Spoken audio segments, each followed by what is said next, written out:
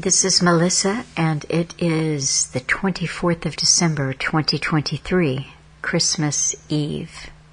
And this will be going up tomorrow on Christmas Day. So I hope that you are all well and safe and looking forward to putting this year to bed and rising with the longer days in the new year. The last couple of days I've been thinking about what I wanted to put up tomorrow for Christmas, and I had settled on 2007. The main reason why I chose this is because it was really Alan's first dedicated Christmas talk. It was the first time he got his guitar out of the coffin for a number of years, and he did a song on Christmas Day, Campeones para siempre. And I thought, okay, I'll do that. And I liked the things that he talked about, and I listened to it a couple of times, gave it some thought. I love that piece of music. If I say that I've listened to it 1,000 times, I'm not exaggerating, and it could well be twice that. He covered a lot of really good things in that talk. I think one of the things that I was struck by was in the first half of it, he laid out how the mass mind is created. And in the second half of it, he talked about what it is to be an individual. An individual is not popular. Today I was corresponding with someone, just checking in with them and seeing how they were doing. And they reminded me, they sent me several things to consider, some video talk that they had listened to, they thought that I might find interesting, and then just mentioned, oh, by the way, I suggested a Christmas talk to you 2 years ago, and I don't remember what year it is, but it might be worth listening to that one. So I went through the emails, and I'll say two things. First of all, I'm incredibly indebted to this listener for the amount of work that they have put in to helping me.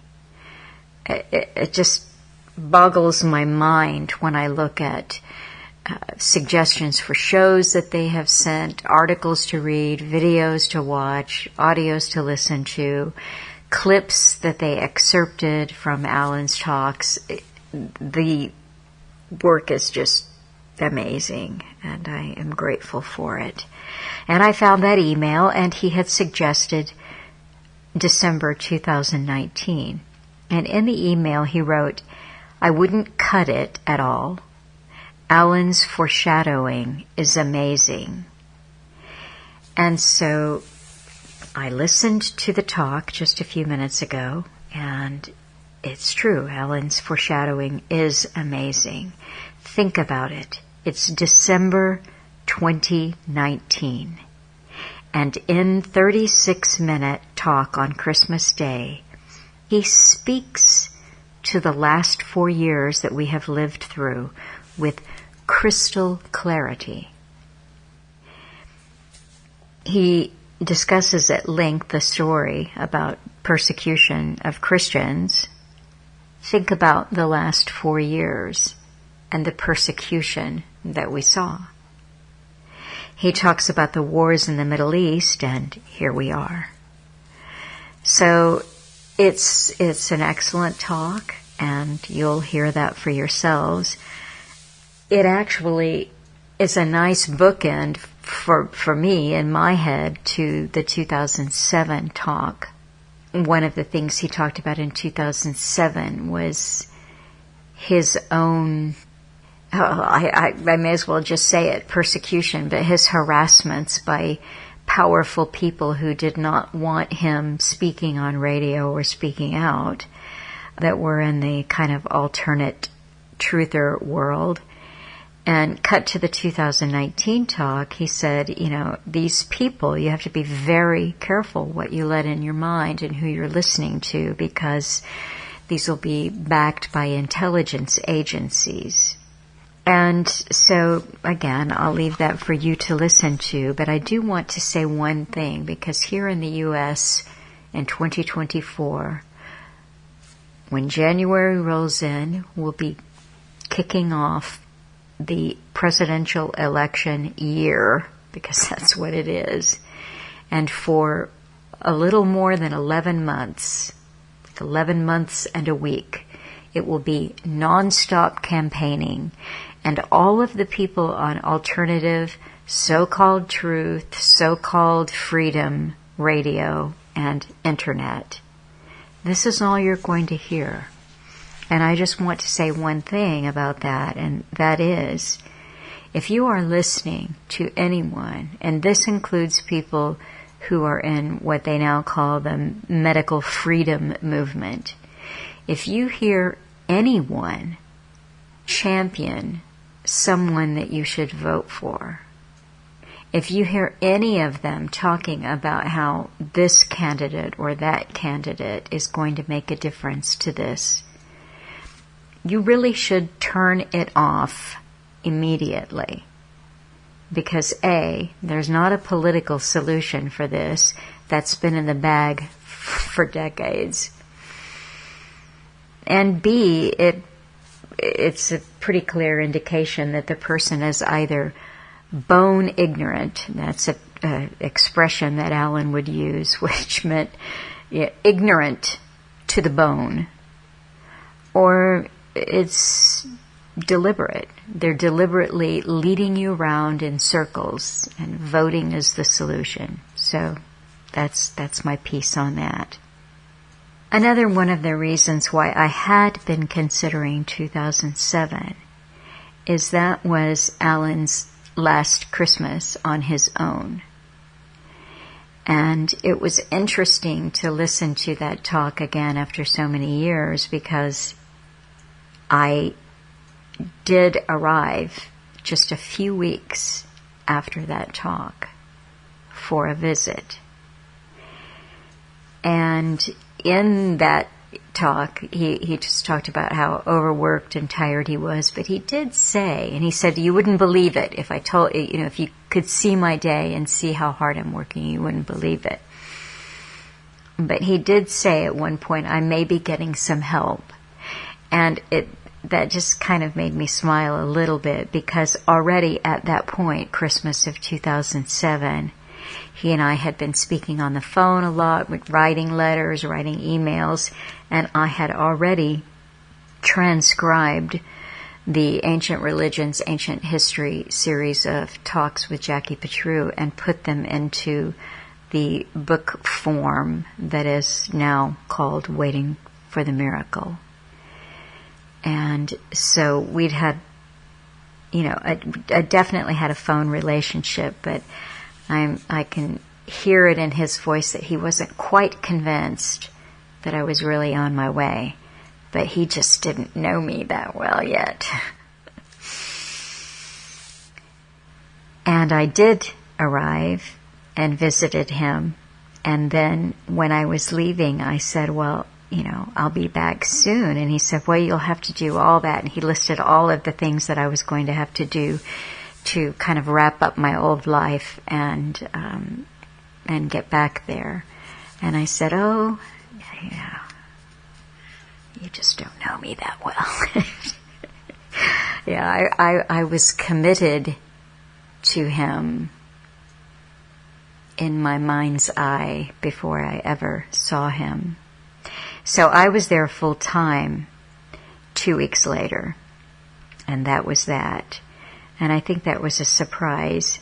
But I kind of wonder, he never said anything, and I never thought to ask him. But as I was listening once again to Campeones para Siempre, I thought, I wonder if he got that guitar out of the coffin for me. I mean, he said that he was playing that song, and it was a gift to all of his listeners and everyone who supported him, and the transcribers and the translators who had done such hard work. But I don't know. There you go. I like to think that he got that guitar out for me. What Alan is talking about in the 2019 talk for Christmas, as he talks about the persecution of Christians and Christianity, I'm just going to read a little bit. You'll hear it, but it won't hurt you to hear it twice. He said, "The fact is, during World War II and afterwards, certain organizations were given or gave themselves the power, put it that way perhaps, to reshape the West and the world and rebuild its whole culture. It meant, and they were rather vocal about it, they hated Christianity, and they wanted to eliminate the past completely for the West, very much along the same way as year zero would be for the communists." Now, I'll skip a little bit, and you'll hear that yourselves. But he said, do you realize during all of this time, that the past decades, that every Christmas there's less and less Christians? Not just because in the West we're getting atheized. He's talking about in the Middle East they're getting slaughtered. Ancient churches being destroyed. He doesn't paint a pretty picture in this talk, but as the listener who suggested it to me said, Alan's foreshadowing is amazing. But one of the things that he talks about is spirit and the Christianity or tradition. Let's just say tradition is important. And he said you get the spirit, it feeds the spirit.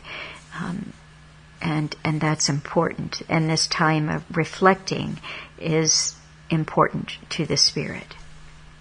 So in 2007, Alan was apologetic for the quality of the song. He was rusty, etc., etc.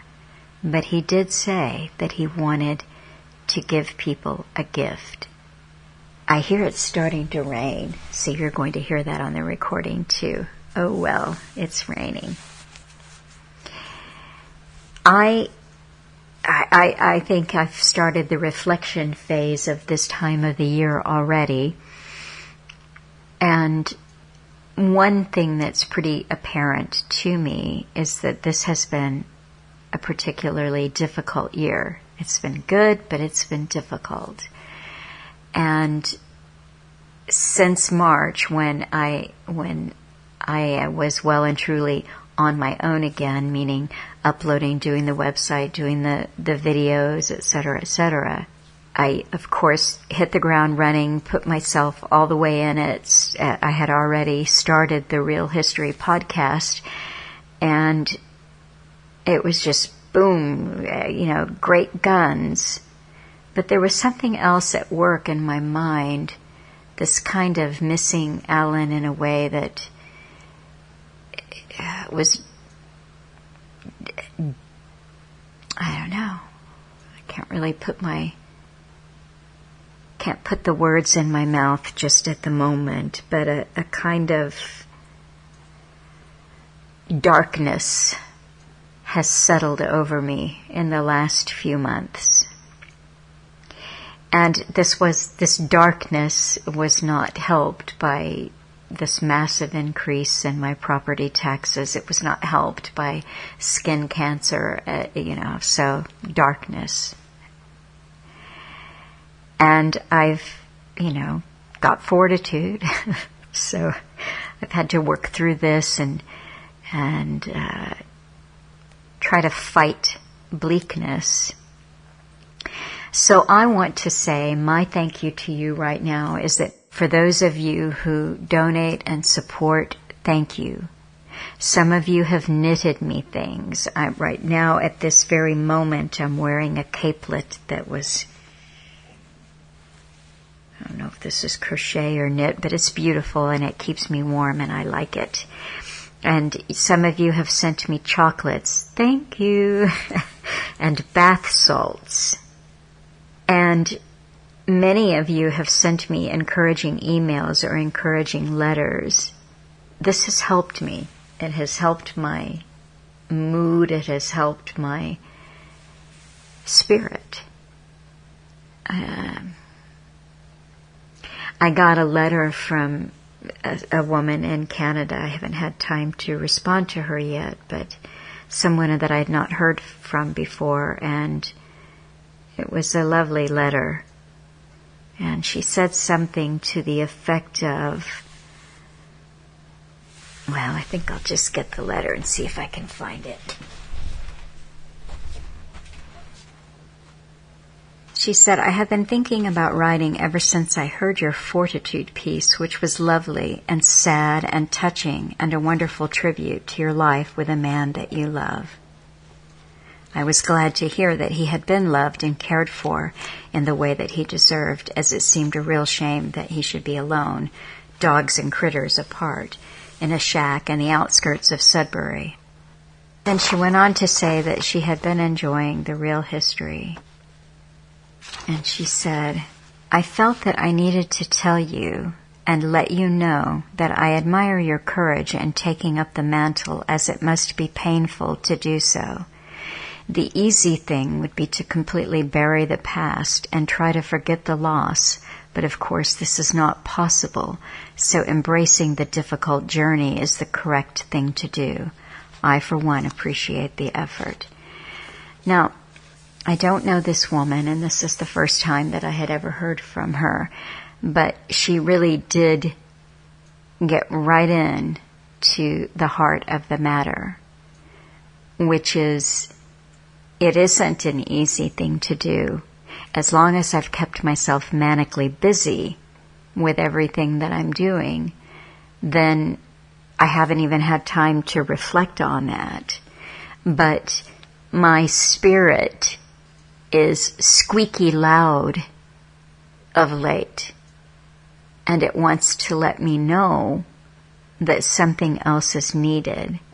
So all of you who support what I'm doing, who have knitted and crocheted things, who have sent me chocolates and bath salts and encouraging letters and emails, I am getting your message, which is, I need to take care of myself. And that is something, that is a fact, that I have not been doing that. And I was reminded today in thinking about Christmas and a Christmas talk of something that I've said to you before, but it's worth saying again on Christmas. I was given a gift to spend so much time with Alan, and that gift is now mine to return to you. It's not something that I can bury and forget. It isn't even mine to keep. Sure, some of it is too personal to share. But by and large, the gift of Alan that I received is only mine to turn around and give back. But in keeping with Alan's directives, one of which you'll find in Reality Check 2 video at the very end, he's got some lovely visuals, and the words that come up on the screen are feed your mind. And my mind needs to be fed in a way that just isn't research and the news and the bad news and the evil of the world. My mind is asking to be fed a better diet. And at the end of this talk in 2019, Alan included links that he mentioned. There's a concert in Berlin with Christmas music. There are 2 pieces by Pavarotti that he linked to. And I encourage you to listen to those, as well as the song that he did in 2007, which I will also play at the end of this. I will attach it to this Redux so that you can hear that. At the beginning of November, I did something which I had thought about doing for a while, but I just did it. And that was, I researched, I found someone in the area who could teach me classical guitar. And I went and had my first 2 guitar lessons. And it was fun. And then I couldn't do it anymore because I had to focus all my attention on taking care of myself. But I'm going to pick that guitar up and take it for another lesson in January. And I'm going to keep at it. And maybe next Christmas, I shouldn't even say maybe, next Christmas I will give you the gift of a guitar piece from me. I don't think I can compose something as Alan composed Campeones para Siempre, impromptu, on Christmas Day, 2007. But maybe I can give you the classical guitar equivalent of Twinkle Twinkle Little Star. And I'm going to feed my mind because I'm in this for the long haul. I notice when I read what's going on in the world and this, that, and I check in on the whole Operation C, that the term long hauler has been taken over. You've got your long haulers, the people who claim that they've had COVID for years now and they can't get rid of it. They're long haulers. Well, to that I say, humbug. I'm going to be a long hauler. I'm in this for the long haul because Alan was always worth it and he always will be worth it. I wish you a Merry Christmas, peace, joy, serenity, time to reflect, feed your mind, uplift your spirit. The world is a very dark place. It's bleak. And I can say with a great deal of certainty that 2024 is going to be bad. But we're not beaten. And those of us who have sentience, we're the winners.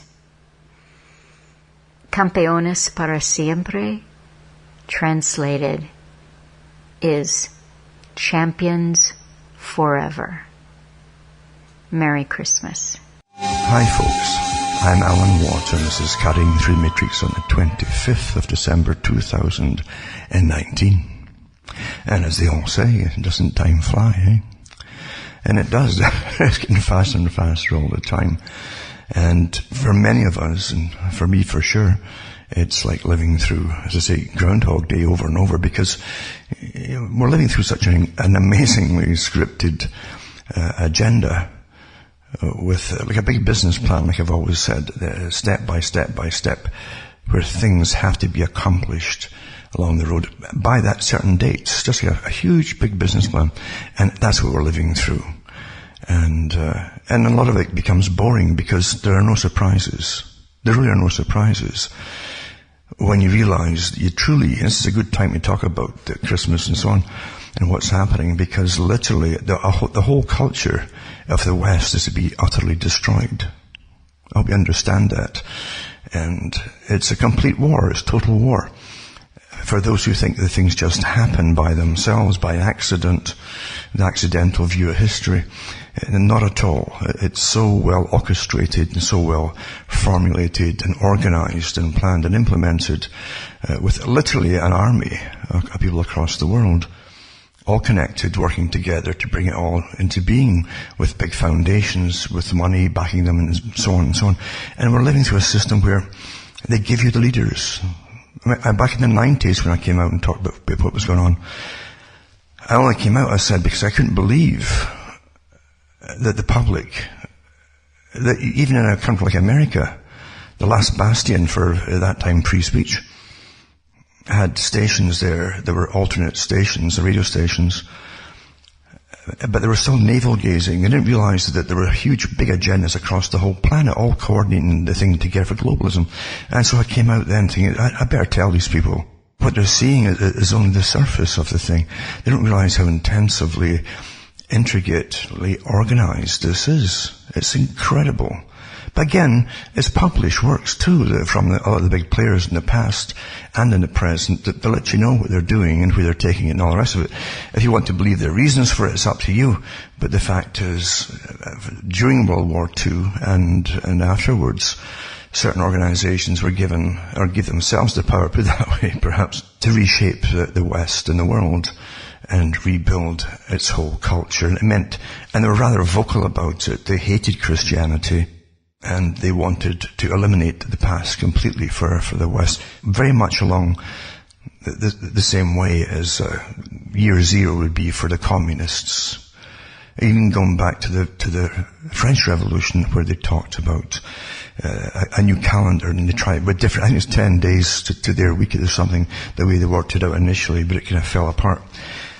But they never stopped, and of course Cambodia was the same in year zero. So the whole idea is to remake a history starting from its proper place, where they themselves, who've conquered you, are on top and managing it all in a properly efficient, technocratic way, you see. But it's in your face today. It truly is in your face, as they go in for the kill to stop any last vestige of free speech, and making it illegal, actually, which is a terrifying thing about it. To even ask questions. And if you can't ask questions, then next generation's gone, if you can't ask questions. And they're under tyranny, of course, then. But I was looking through, and I've looked through, every year I look through especially since this incredibly deceptive, massive, prolonged Middle Eastern, especially Middle Eastern war is on the go, for reasons, of course, we should never tell you the truth. To see that the West financed huge armies from Al-Qaeda and in different guises of it all, ISIS and ISIL and yada yada yada. It's all the same group, basically, funded by the West. I remember doing the shows on it, from, again, the newspaper, papers in London and so on. They'd print it. We're supplying them with arms, we're training these supposed freedom fighters, as they pretended that Syria, for instance, had a civil war on the go. But it was all incomers financed from the West and from the US and Britain and so on, and their tax money was funding it all. And they would land all their equipment for carrying on the war in Qatar and distribute the arms and so on from there. So this went on for years and years, and it's still on the go, by the way. It hasn't stopped. And the same agenda was published in the 1990s with the PNAC group, with all the list on it. So it's the same thing on the go. But during all that time, do you realize that every Christmas there's less and less Christians, not just because in the West they're getting atheized. In the Middle East they were getting slaughtered. With all ancient churches, some of the first churches in Christendom, totally destroyed and wrecked and people slaughtered. And I can remember being in communication with some people in some of those churches over there that were getting done in with armaments from the West. There was nowhere for them to turn to. No one would listen to them for help. They were completely, not just expendable, but I think that's part of the eradication process. There's no doubt about it. And there's other players in the Middle East too, as we all know, that wanted this to happen as well, and still do. But you had all these people that were, the ones that were left getting homeless, trying to get into the West, and they couldn't get help. They couldn't get help to get in. As soon as they mentioned they were Christian, and different branches of Christianity from that area, and Coptic and so on, boom, that was it. The doors shut on them in the West. Because this is, you talk about genocide. We're living through genocide. And the governments are all complicit because your governments have got nothing to do at all with what you think they're there for. Nothing at all. The people who rule you, you don't even see them most of the time. Never mind this farce of voting. It's interesting that Boris Johnson got in because he's all for this hands across the water idea of this alliance. They'll all get together, just like Tony Blair's day, and retake different countries and bomb them of existences left standing across the Middle East. That's the agenda, and it's not going to back off, folks. It can only back off if enough light was truly shone on it. I don't think that's going to happen. Everything's so completely taken over, you understand. And in fact, there'll be a massive backlash if you mention any truths today. That's so sad. But yeah, people are dying and getting slaughtered and annihilated. People who literally have kept themselves to themselves. They're not peddling drugs across the planet. They're family people with ancient traditions going back. And let's be honest, I don't see why everybody else who's got ancient traditions can't survive here. And also tells you, though, there's a plan at the very, very top to eradicate it. So, you'll see this, unfortunately, getting worse. It's not going to get better in the West as well. We can see totalitarian elements grabbing power for themselves and governments going along with it to shut down free speech altogether. It's so sad. As I say, especially in America, that was the hope for a lot of places in the world, because for years ago, when I came out too, they had lots of alternate radio stations. There was a kind of America First at the time, but they were navel-gazing. I came out and literally filled in the global agenda, and it did help change the way that it was approached, because a lot of them out there today, actually, maybe I wouldn't say all, but not far from it, literally are intelligence agencies behind them running the show. If you hadn't figured it out, it might not be even, well, it doesn't matter. You see, you don't have a country if you live in it today. You don't have it. Most folk will never figure out that what runs their country is not for them. Really. And there's a bigger agenda on the go. And we're living through total war, but as I say, America used to be the hope, because it was the only one that had written into any kind of constitution that you had the right to free speech. And no one, and that means no one, underline no one, could take that away from you. And I remember Bill Cooper, years ago, one of the guys that kept up on what was happening, and he had his own show for years. And he wasn't perfect either. No one's perfect. We're all human. He did get killed for coming out and talking. And he knew he would be killed eventually too. And they did. They sent at least two SWAT teams up to his home to assassinate him, try to lure him outside, and then shot him down as they said he was trying to run away on his own land, right? And try to get into his own house. And they said he ran. The man had one leg. For those who don't know, the other one was artificial. But he was assassinated, and at that time it was evident to many, in fact, that government had taken a different approach to the supposed tolerance issue, tolerance of different factions and Christian sects and all the rest of it. And they made a big deal too about a big show to the public. When you see a show well publicized, it's meant to cast a spell, and there's an intent behind it. And when they did the Waco siege, as they called it, where they could have gotten the character they were after that ran this group, he was the head of this group, that was registered, by the way, as a religion. And I don't care what you think of it. The fact is, if they go for one branch of anything, or in one form of any kind of religion, eventually they'll work round to you too. You better start thinking about that. And they made a big show, and they went in with heavily trained, and for the purpose, SWAT teams, like an army raid, in fact. And they came out in shooting, because when the guy came to the door, folk came to the door initially, the feds just opened up. And that was on video at the time. But the whole thing was to show them wiping out people who had rights. They stood up for rights, and this silly thing called American rights and freedoms and constitutions and Bill of Rights and so on. And it was such a nuisance, you say. It was time you start to learn that you really don't have them. And they wiped the people out there, and they burned a lot of them alive too. A very, very high Masonic occultic show. And they bowed. You saw all the different fire. I call it, well, they're not even mercenaries. Sometimes mercenaries have a code of honor even, but these characters are just scum. That's all you can call them. Which governments often recruit in times of tyranny to be used against the public. And you see them bowing towards the flames in a big circle as the night wore on, and then burned all the people and children as well. And that was a message to the public that no, you don't have these rights and freedoms anymore, yada yada yada.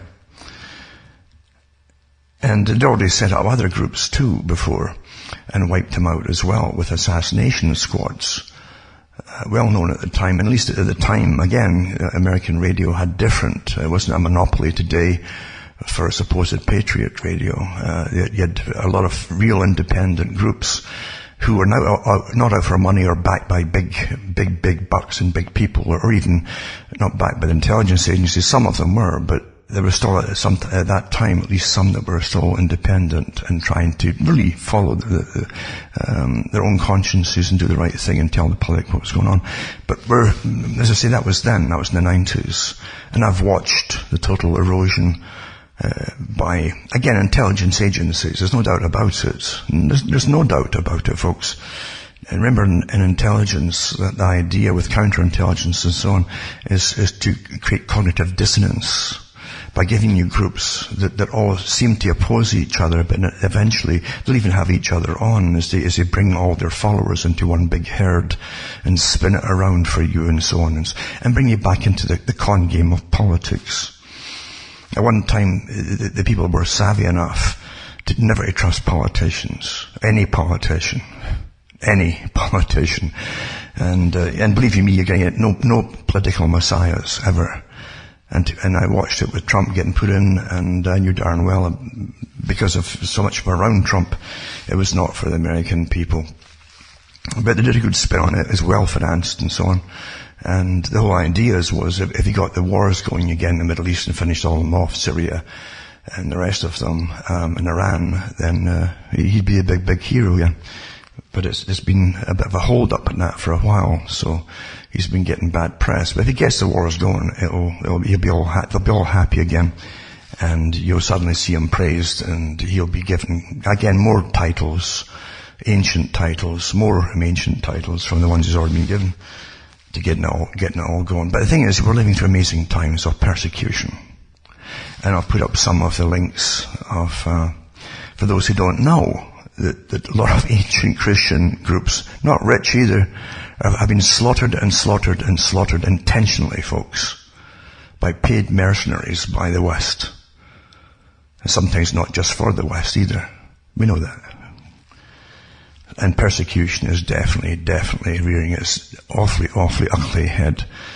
Because once it gets going in the West and so-called wealthier countries, you'll see terrible things like what happened during the Bolshevik era, and after that too, and the communist era, as what they call it, the Stalinist era. You'll just get disappeared people all the time. That's a nuisance, because the messages now, you got to be one of the herd. If you're not a ruler, you see, in the ruling group, then you've got to be one of the herd and just be like one mass mind. And all the same thoughts, same talk. Everything's been brainwashed until you just parrot it off, and then you're a good little citizen. That's what they want. Believe you me, because you can smell it coming. You can smell it coming across the West, and there's no doubt whatsoever as to who the fake parties that you have in all the countries, who they're serving. Tremendous evil is no doubt, absolutely no doubt at work today. It's in your face. You smell it coming. You smell the same techniques that were used before to implement mass extinctions, in fact. And you can see the hate, the true hate is often from the ones who claim they're being hated. The true hate are the ones in power who've got this ability to promote their laws, agendas, and so on. In a wild fanaticism, in fact, of self-righteousness as they pick out their targets and want to eliminate them. Using, of course, front people called police, no doubt, or domestic militaries, or whatever you want to call them, and do the job for them. It really is that bad. But we're living under total war. This is total war. When, as I say, many of the groups in the past came out and published stacks of books, especially in America, when they moved to America, a lot of them, lots of books on the agenda, what they wanted to happen, and so on. And there's no doubt about it that the entire culture, everything that made you work, made you strong and made it workable, had to be completely and utterly destroyed. That means complete family unit, sexual morality, everything had to be utterly put into, well, even Adorno mentioned it too. He said that right down to necrophilia. That wouldn't be enough then. This would have to get promoted. All this terrible stuff that you're seeing today, to eliminate anything of the past, so the past couldn't reconstruct itself, you see, to make you strong again. You understand, what they're saying is that everything that gave you life and meaning had to be eradicated. Meaning. That's why they're always telling you about new truths. They give you new truths and new realities, you see. And their realities, as they keep changing it to utterly destroy your mind and logic, is that there's no objective reality. Everything is subjective. Let's all have our own opinions and everything, and it's all relative, etc., etc. But of course there's objective reality. Look around you, see what's being destroyed, find out why. It's not hard to find, and you can see where it's all supposed to go. Really. And it's very difficult for people in this day and age, very, very difficult for them to admit to themselves, or even what they see especially, when they see that there are people who utterly, groups well organized, heavily financed groups, who utterly hate them with a pathological loathing. And they're out there, and they exist, they're in powerful places. So, as I say, this is not a happy Christmas message that everything's going to be wonderful. In the 90s I said that on some shows I was on. I said, I won't be a cheerleader for the public. The public, you have to come to, you can't hang on to any kind of freedom if you're going to keep silent about it. It's going to get lost and chipped away. And so you can't be a cheerleader for the public. This idea that others must do your work for you, you forget it, folks. Everyone who says, the government wouldn't do this and government wouldn't do that, somebody would stop them, or somebody would do something about it. How many times well, come on, these people aren't going to do anything for themselves. Never, ever. They'll all want others to do it for them and cheer them along the way. But if just like the messiahs of the past, if they don't accomplish what the people want on an earthly plane, they'll go for the people that fail to do it for them, because they always know what they want leaders to do. And this is Christmas, as I say. What's left of it? What's left of it? And it's not a matter, you see, you understand, this isn't a matter of just belief or atheism or agnosticism. The primal cohesive factor in the West's cultures, doesn't matter what country, was Christianity.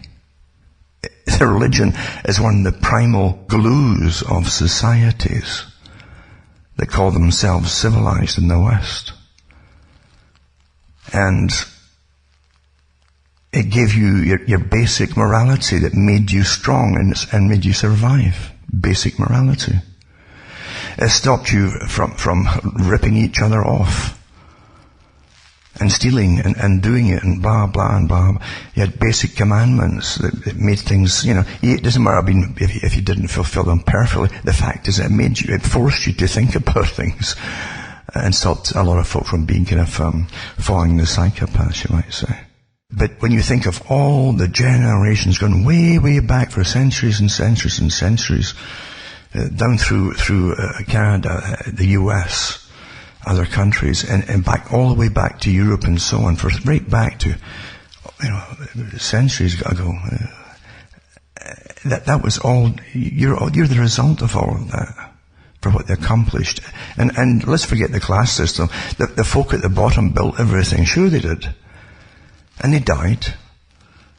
But they passed some knowledge on to each generation. And all the peoples worked to bring us to where we eventually got to. And then you get more coming in, different folk coming in, wanting to destroy the whole system completely, because they know better. And of course they should rule it instead, shouldn't they? Isn't that what it's all about? Isn't it? Of course it is. But Christianity, it doesn't matter about the atheists either. The Christmas gave you all something that bound you together. It's a bonding process of your culture is tradition. If you toss all your traditions out the window, believe you me, just like the communists did, they'll give you new traditions, very, very glum, dour traditions, believe you me. Because there's no spirit in it. You need the spirit. And I was thinking today too of even the songs that you'd hear at Christmas, not just the carols and all that, but the actual hymnals and so on.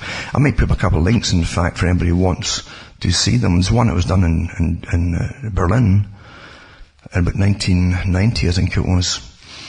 And it's traditional old hymn songs, and for Christmas. They have excellent orchestras there too, and choirs and singers. But they also, about 10, 15 minutes into it, you'll see they bring an Eastern Orthodox Christian group in of friars. And you hear them singing, and it's just beautiful, Russian type harmony, beautiful harmonies. And again, these religions, we had tough times for thousands of years. The planet is not a happy place to be on when you're fighting, battling nature to survive. I hope you understand that. The groups that want to take you down today, want to take away your heating and your food and everything. Think about it, folks.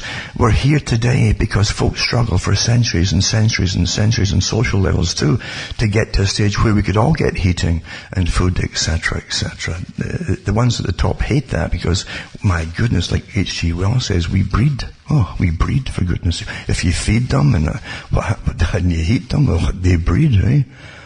They, I always said they. Oh. I hope you realize that you're in a very hostile situation with very well-organized groups across the planet taking over that you don't vote for, as I've said so many times before. You don't vote for them, and most folk won't even know they exist, or what they are, who they are, or even where they are. And they're all connected through internet, of course, and their organizations, and the massive paychecks they get from these big foundations that the non-governmental organizations are funded from.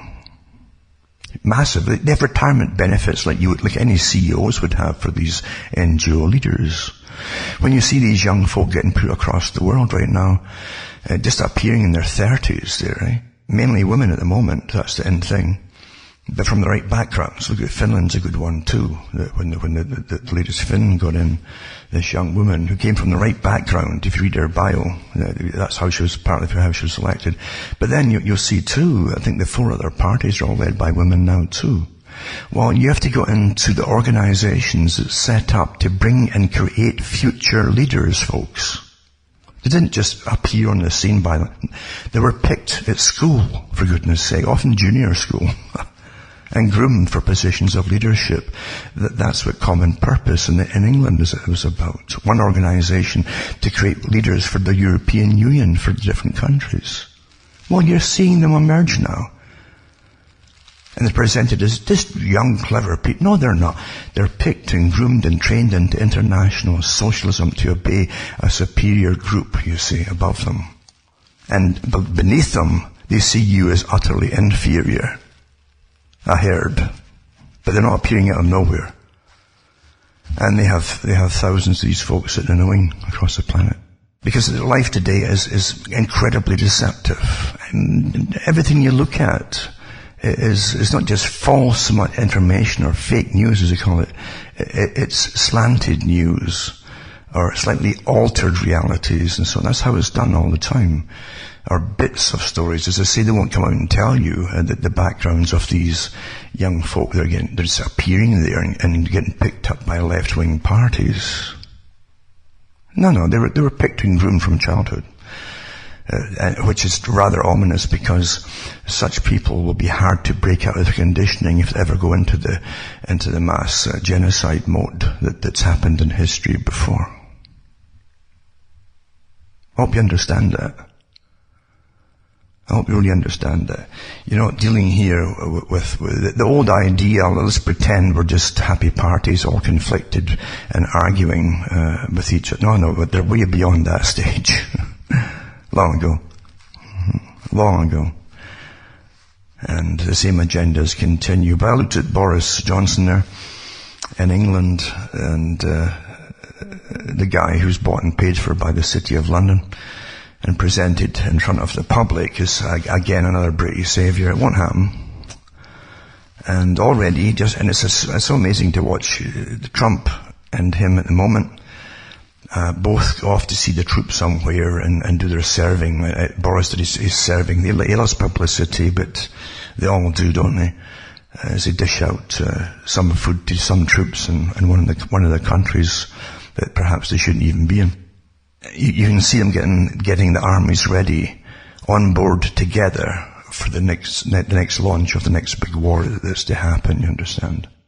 And that's tragic. That's part of the reason we're so bankrupt too, mind you. And being bankrupt will work along just well, because the ones who rule us all will have a new system set up when they bankrupt us all in the new global system, totally electronic, of course, along the lines of Bertrand Russell, as mentioned before, with his credit system. It works perfectly together in a social credit system, you see. So, I think people should not panic about anything, be very aware of what's going on. And be very careful about following people. You remember, because I do know how a lot of the movement was taken over. And they always put up people there that all part of the same stuff as the true ones, you know, with the same, in fact, they'll take your information lock, stock and barrel and just present it as their own. But then they'll tack on their own spin, vote for this person, they're wonderful or whatever, or they love to have pizzas with common people, so vote for them. That nonsense, you see. And they're fronts, folks. They're fronts for bigger. They're actually fronts for the big organisations that run the world and are taking us down the merry path right now. Truly. And you can't stop people listening, of course, because if you get rat poisoning out there, 5% of what's in that corn is poison. The 95% must be real corn. And that's how the stuff is presented to the public, or else you'd all turn off, right? Wouldn't you? I'd hope so. And so when you see the two of the alliance, part of the Five Eyes Alliance, get together with others too, and shake hands and play to the troops, you know, there definitely will be more wars coming up. Because the list has to be completed, as I say, and more than the list, like Carl Quigley said that war is meant also to introduce social change, planned socialist change, you know, so that the correct folk can run the world and run you and your countries, because war opens up the venues for them to step in and fill the voids and implement a big plan, of course. So all sides in a conflict are changed, you see. It's the lie of preserving your system is just that, it's a lie. You don't go to war to preserve it, you go to get conquered as well as the ones you're going to conquer by other folk behind the scenes. That's how it is. But anyway, for getting back to the Christian at Christmas time and so on, it gave us a cultures that worked to an extent better than other cultures, there's no doubt about that. And it gave us the ability to reflect on ourselves, and it forced us to reflect on ourselves, which kept a form of peace too sometimes, and it helped people go through terrible persecutions down through the eons. And when you hear even when the links are put up, as I say, to the Berlin Christmas concert, really, you'll hear the Eastern Orthodox guys come in, and the Eastern Orthodox Church or Russian Orthodox, you wouldn't believe what they suffered with utter abject cruelty. I've heard some of the guys talk about what happened to them. It's beyond just torture, and the hatred cannot be expressed to you by those who really hate this thing called Christianity. And remember, the churches there really did cater to the ordinary folk. And they were part of the communities and so on. And it got them through. And there again, you hear them at the end of the Soviet era, the last year really, singing. And the feeling behind it, what they're singing, is just astonishing. That's what the whole thing's about, is touching something called spirit and soul in you. It doesn't matter what other religions people are into. They can't help but be stunned by it and mesmerized when they hear this kind of singing put out by people who truly believe. And you need that sometimes to get you through life when things aren't going well. And for most folk today, since the whole of our system of civilization is completely under the last vestiges of attack, to be literally a planned, organized, intelligent attack, it's the only thing sometimes that gets them through, and it gives them ability to stand up. That's why it's so terrible. They always want to destroy religion. It makes folk stand together and stand up to tyrants. And that's the last thing that they want when they've got to put the last few of the boots into you might say. So for the folk out there who've been listening for years, don't be depressed about things. It's going to be tough and terrible. But as long as you have each other and you truly have a faith, you can have a faith that rises above all the baseness of the corrupt and the evil people out there, then it can help you come through terrible times. There's no doubt about it. So I wish everybody a good Merry Christmas when again we see another year of further decay and destruction planned for us all, and more wars, etc. But we've got to always stick together and don't be fooled by the front people who are put out there for you to follow and who lead you up the garden path. And a lot of these fake Christian preachers that are multi-millionaires and maybe some multi-billionaires that obviously don't work for you in America. They do not, folks. And why America has been carefully linked to wars in the Middle East is rather astonishing to outsiders. It's very cleverly done. But the fact is, you've got to really look at who's using you and stop being used and stop falling for this election time Christianity. If they can't say it all year round, forget it. So, and forget them too. But don't fall for the voting, and suddenly all the ones who are pushing the same agenda, all the front people, the fake fronts you got there, are suddenly Christians again. Just look at what they do. Listen to what they've said before, and tell me they're Christian, folks. So fool me once, shame on you. Fool me twice, shame on me. That's how it should be for all of us.